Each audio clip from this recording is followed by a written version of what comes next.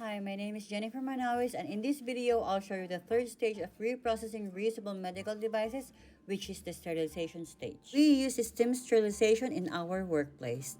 The PPE we use is a heat-resistant gloves to protect our hands from the heat and to prevent burn. Instruments are placed in a chamber filled with high-temperature steam at 134 degrees Celsius. Steam cycle is 1 hour and 10 minutes for heavy load with a total weight of 80 kg.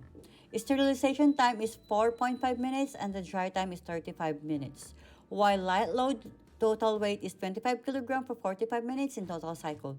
Sterilization time is 4 minutes and drying time is 15 minutes with a temperature of 134 degrees Celsius.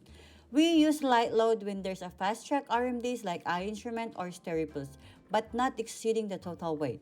We also place PCDs with standard steam indicator in each trolley in every load and documented before and after the steam cycles.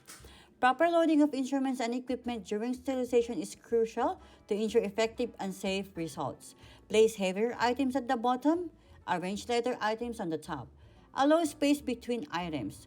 Avoid overcrowding to ensure even heat distribution. After proper loading of instruments, we place a sticker in all the RMDs to put details like batch number, date, and autoclave number.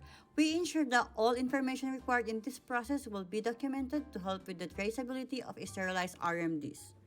And once the sterilization cycle is complete, staff record essential information including name of the person who loaded the sterilizer, load description, and load number.